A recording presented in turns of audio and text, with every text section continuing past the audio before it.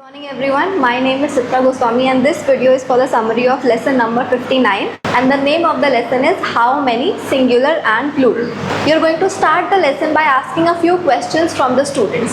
The first question is how many students are in the class. The second question is how many facilitators are in the class.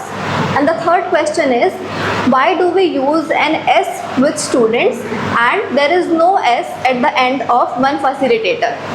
And then the last question is, do you always add an S to the end when there is more than one of something?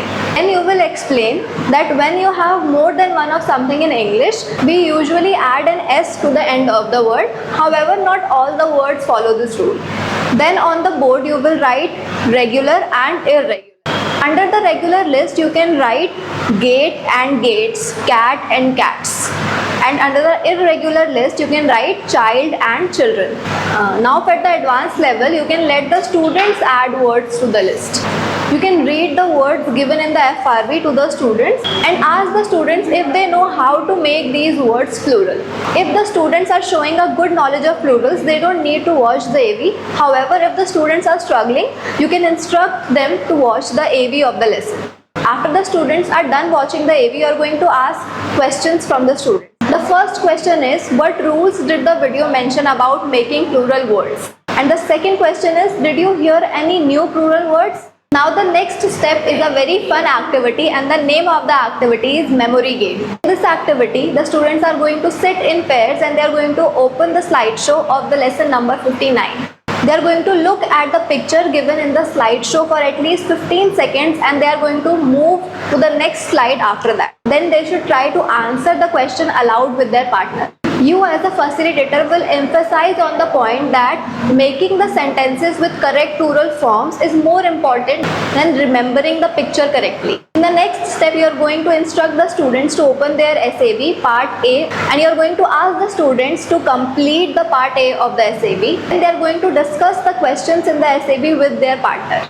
For the activity A, they are going to check the answer keys on their own and then they are going to move forward to activity B. After the students have completed the activity B, you can choose any energizer of your choice or you can ask the students to vote for any energizer of their choice and you can play the energizer. The second part of the lesson is Gossip 2, consolidation and extension. And the objective of the lesson is that students are going to reflect on the importance of not gossiping and whether they have begun changing their behavior or not. You will start by explaining that you want all of your students to look for good in others. You want everybody to speak positively about others and you are going to instruct that all the students have to speak positively about at least 2 of their classmates. And you will encourage the students to share these positive things with everyone. And that acquiring a habit of speaking positively about others will help you earn respect, and if you gossip about others, you will lose your respect. After the students have shared one positive thing about their classmates, you are going to ask one question from the students. What do you remember from the last lesson of gossip and rumors?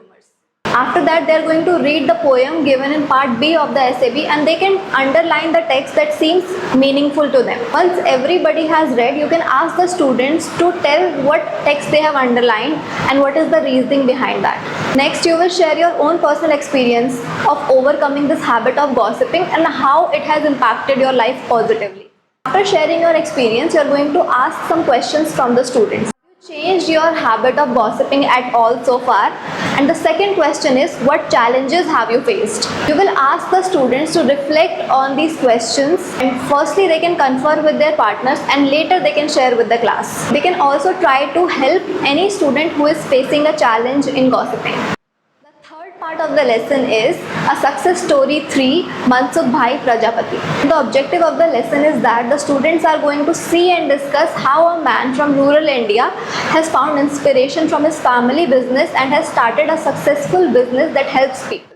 They will make a connection that it is possible for them to find out innovative ways to use their skills and traditions. You will start the lesson by instructing the students to watch the AV of this part of the lesson.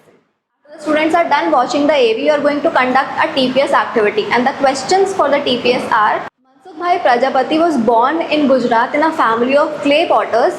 How did he turn his family craft into a successful business? And the second question is, how did an earthquake inspire one of his ideas? And the third question is, how does his work help people? And the fourth question is, what skills or family traditions do you have that can help other people?